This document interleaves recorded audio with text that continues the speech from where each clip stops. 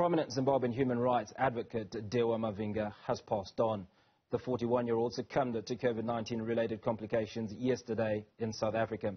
At the time of his death, Mavhinga was the Southern Africa Director of Human Rights Watch.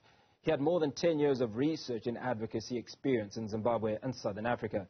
Prior to joining Human Rights Watch, Mavhinga served as a regional crisis coordinator for the Alliance of Zimbabwe in Johannesburg. We're now joined by Country Director at ActionAid Zimbabwe, Dewa Mavhinga. Dewa, good morning. Not that it is, but what a sad moment, not only for you, but also for us as a channel who were friends of Dewa Mavhinga. It is indeed sad morning, and thank you so much for giving me this opportunity to just share a few reflections about the life of a dear friend and a comrade that I worked with for so many years. So thank you so much. So talk to us, Joy, about some of those memories that you have of Dewa, certainly as a professional and as a friend. Thank you so much.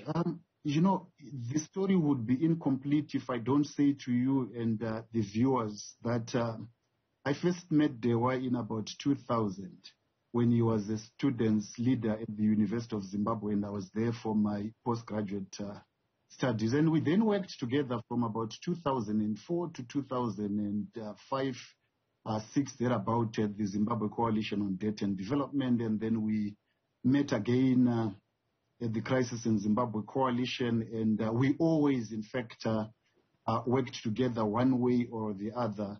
And I must say to you, really, it saddens me to imagine that Dewa passed on at this particular moment in our history. Dewa's activism, Dewa's work is punctuated with what we all know about, our nation, Zimbabwe.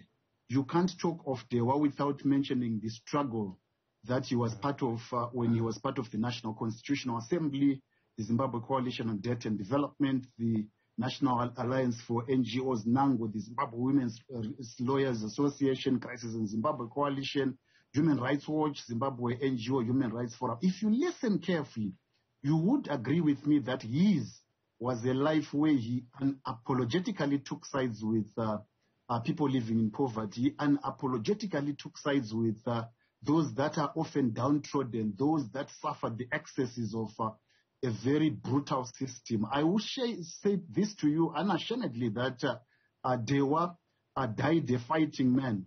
We were together in the trenches. It's not an easy thing to fight a dictatorship. It's not an easy thing to fight an authoritarian regime. But comrades and activists knew that Dewa would always be there for them. It was a full package, a very complete package when it comes to the struggle for human rights. I knew Dewa in the space that we were dealing with social and economic justice, social and economic rights. I also worked with Dewa when we were dealing with hardcore human rights issues, governance issues. He was a fearless man. He would speak truth to power. And I must say to you, it is a loss for the people of Zimbabwe. It is a loss for the people of Southern Africa. It is a loss for Africa as a whole. But it's a big loss for the world. Now, just for the benefit of our viewers and those that might not be all too familiar with dealing with issues of human rights in a country like Zimbabwe, what are some of the challenges that Dewa would have met with over the last few years, certainly before he relocated to South Africa?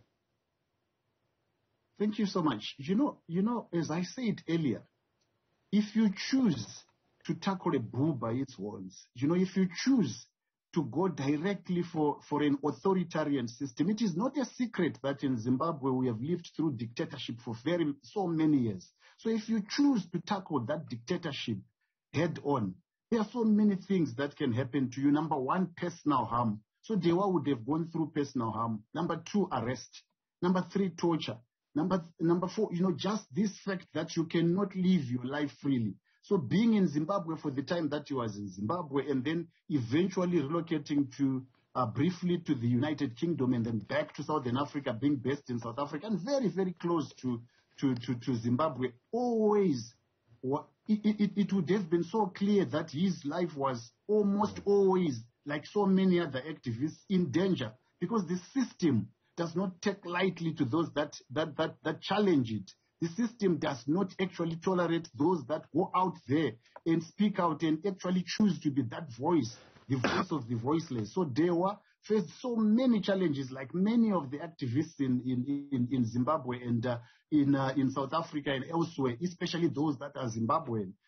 He faced the challenge of a system that is quite brutal, having been arrested, having been beaten up, having been, part of demonstrations and many of these things. So I must say to you here that as Dewa departs and as Dewa says goodbye to many of us, the struggle continues, and we are definitely going to be picking up from where he left. We pick up the pieces and we continue with the fight, because ours is a very long drawn fight which Dewa was committed to. I will say this to you.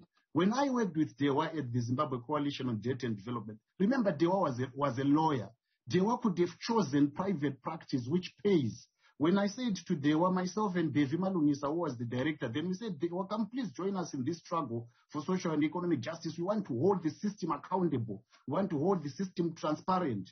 Dewa said that is not a problem. He came running and we worked together, and we knew what we were doing does not actually pay for a lawyer that he was, but he was there, committed, ready to serve.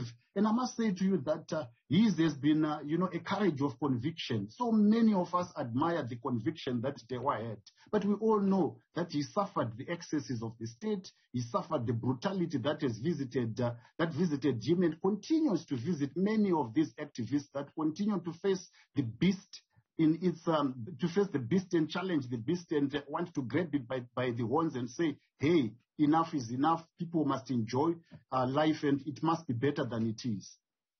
Appreciate your time this morning. Our sincerest condolences certainly to you and to the Mavhinga family on the untimely passing of a trusted and indeed loved colleague. That was colleague and friend of Dewa Mavhinga, Dewa Mabenge, who is also the country director at ActionAid Zimbabwe.